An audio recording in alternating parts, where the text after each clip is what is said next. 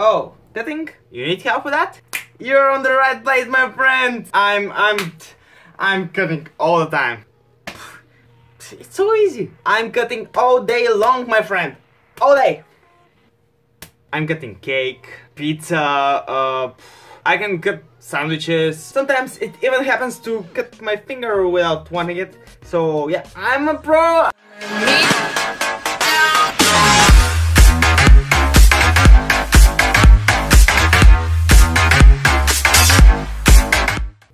What's going on, guys? Thanks for stopping by and welcome for today's informative video. I've been getting a lot of messages from people wanting to know how should they cut, how should they proceed, what is the best way to cut, and here it is. I decided to make a video about it. My top 10 tips and steps to a successful cut. If you have been cutting for a while but you hit a plateau, if you don't know what to do from now on, or you're just starting but you want to do it the right way and get the best result possible, you're in the right place. For those that don't know me and are asking themselves, what does this guy even know about cutting? He's not that lean. And look at him, he's so small and he doesn't know anything. Fair enough, but I don't know how to cut. And here's the proof. Last summer I got to my leanest and best physique up to date. In my opinion, I got down to, let's say it's between 6 to 9%. Somewhere there. I think I know a few things about cutting. Before start, make sure to subscribe to the channel, click the notification bell so you don't miss my upcoming 6K special cheat day. Give a like to the video and let's get it up to 8 likes. Let's get started. Tip number uno, or step 1. Find your real maintenance calories and decrease them slowly. Don't make drastic drops. Guys, weight loss is so simple, but people make it sound so complex and difficult. But in reality, there's only one thing that you have to do. It is to be in a calorie deficit. That's it. It's one of the biggest mistakes. People don't know what their maintenance calories are, and they think that they're in a calorie deficit. People think that their maintenance calories are 3000. Oh, I'm gonna be cutting on 2700. That sounds good. And they stick to 2700 calories and nope, they're not losing weight. Congratulations, you played yourself. Or people make the opposite. They drop their calories crazy much because carbs are the devil, and they go down to 800 calories, less than what a baby should eat, and they start losing weight really fast.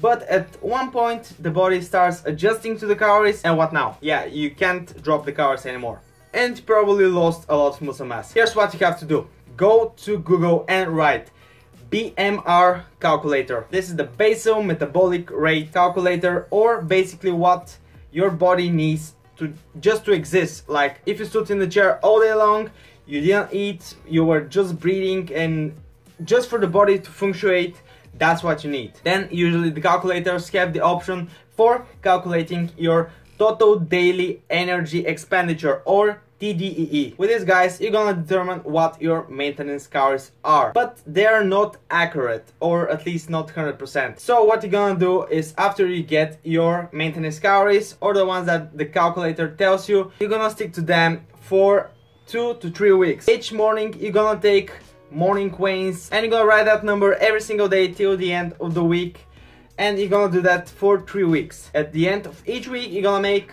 weekly average. After you're done with week 1, week 2, week 3 possibly, you're gonna compare the numbers from week 1 to week 2. If the weight in week 2 is lower than week 1, congratulations, you found your cutting calories, or at least you know that you're cutting on those calories. Like, that's perfect. But if the weight is the same through week 1, week 2, like there's just a little bit of difference, congratulations, you found your maintenance calories. If the weight is up, you have to lower your calories with about 200 and keep tracking your weight for the next 2 weeks and compare again until you find your maintenance calories. Now then, what you have to do is drop the calories with about 200 calories again and keep tracking week to week basis. If in the following week you are starting dropping weight, you're gonna keep those calories until you stop dropping weight. Every time you see that the weight is not moving, you just lower the calories a bit more, but don't make it drastic. 200 to 300 calories is just enough for a calorie deficit.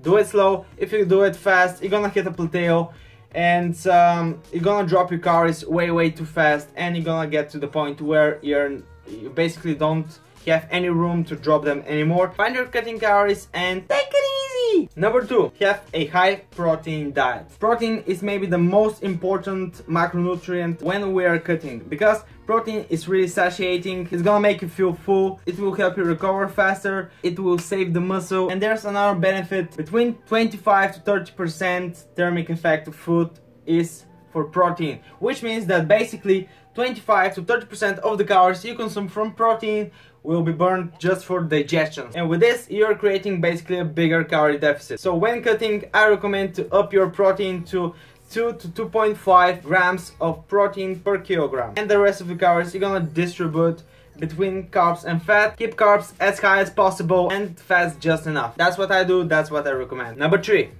eat high volume foods and be creative. Be creative, because if you stick to the same food every single day, you're gonna get bored and you're gonna end up cheating, which is not what you want when you're cutting. Eat a lot of green vegetables, eat vegetables in general, because they're really high volume. As you know, I do IFYM and I have a ton of high volume recipes for pumpkin cheesecake oats, for protein jello, protein fluff, protein cookies. They satisfy my sweet cravings, and as you know, I have a big sweet tooth. Stick to high volume foods, so low fat foods usually are really good volume, like yogurt, quark, pumpkin, vegetables, and some kind of protein recipe like I do, because usually they're a lot more volume than what you would get with the real deal. Number 4, be active and create a bigger deficit. If you're like me, you really like your food and you don't want to lower it. You want to keep your food as high as possible, which means having as much possible calories and still losing weight. Be active, guys, be active. Just walk, you know, just walk every day. I'm not doing cardio. Even when I'm cutting, I'm not doing cardio. I don't go running, I don't do treadmills and stuff like that. I just keep walking, you know, like Johnny Walker. Maybe go to work by foot, go to university with walking, go for a walk with a friend, take your dog for a walk, take your hamster for a walk, take your fish for a walk. They need fresh air anyways. Even cleaning your room is activity, guys, and it can burn a lot of calories. And in fact, I know that if you clean my room here, you can burn double the amount of calories. So keep yourself moving and you're gonna burn more calories, which results with having more calories to play with. Number 5, have a break. Have a Kit Kat. No.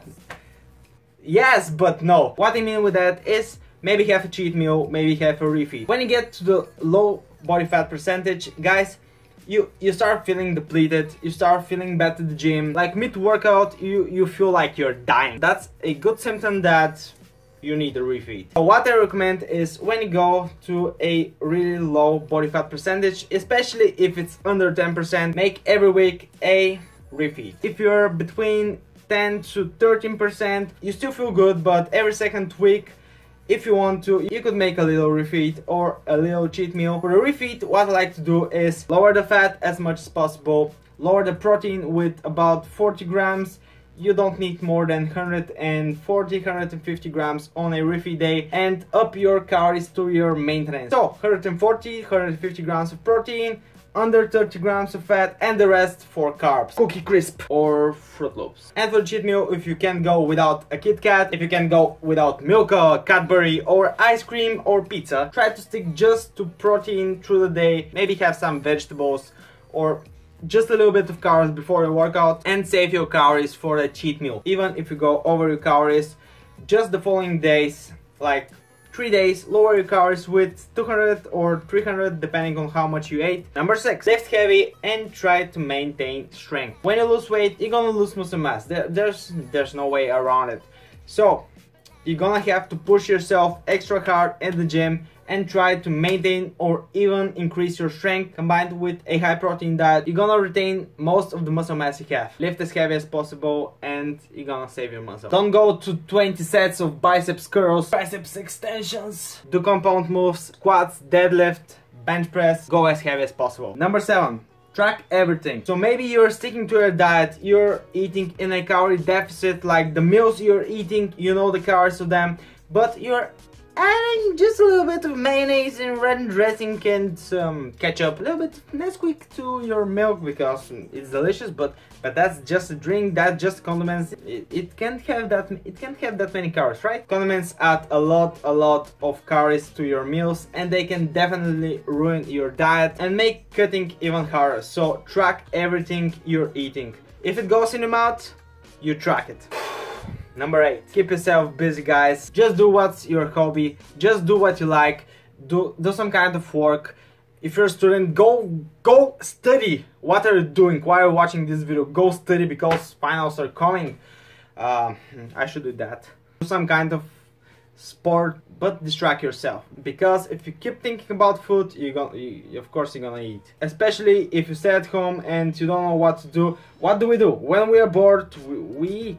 I do that. I guess you do that too. So, distraction, guys. Number 9. Track your progress. As said in tip number 1, track your weight. If you don't track your weight, you don't know when to drop the calories or what to do next. Track your weight so you know when to drop the calories. Also, track your measurements of biceps, waist, chest, and this will show from where you're losing the weight and if it's actually fat. And number 10, choose what kind of diet you want. What I mean with that, there's a ton of ways to diet, guys. We have intermittent fasting, we have IFYM, we have keto, we have high carb, low fat, we have high fat, low carb. This is not keto. You can do vegetarian, you can do paleo diet, vegan. But at the end of the day, all that matters, guys, is, as said, being in a calorie deficit. So choose the way, choose the diet that works the best for you, that works the best for your lifestyle. Don't do just something because it's a diet. This is not diet, this is a lifestyle. I'm doing IFYM and at the same time intermittent fasting. I've been doing this from a long time. Why? Because intermittent fasting allows me to eat bigger meals through the day, and I'm usually eating just 2 meals per day. In the morning I'm just not that hungry, so I stick to a coffee, and I try to push my first meal as late as possible, but sometimes I just eat when I'm hungry. And one last thing, guys, water weight. Weight loss will never be a straight line down. It will always fluctuate up and down, up and down, up and down, like a roller coaster. That's because of the water weight, because of the actual food we have in our system. So one day weight can go up, one day will go down. That's why we are making weekly averages or weekly weighings and compare week to week. This is a much better way to track the weight and decide from there what to do. Water weight is determined by so many factors. One day you can have a lot of sodium and you're gonna retain water. One day you may have a bit more carbs, but at the same time you have to know that 1 gram of carb is equal to about 3 grams of water, so you're gonna hold some water weight because of having more carbs. So don't panic, guys, you're not fat. For a couple of days you may retain a bit more water, but if you drink enough water, yeah, it sounds kind of weird. Retaining water, drinking more water. But yes, you're gonna flush it out, and it's totally normal that the weight is not going only down and it fluctuates. So that's it, guys. There's a ton more things that I could say, but I think this is enough. If you stick to those tips, if you stick to those steps, I promise you, you're gonna have a successful cutting phase and successful fat loss. Hope you enjoyed the video. If you want to see more of those videos, let me know in the comment section below. One more time, subscribe and click the bell so you don't miss my upcoming videos, and see you in my next one.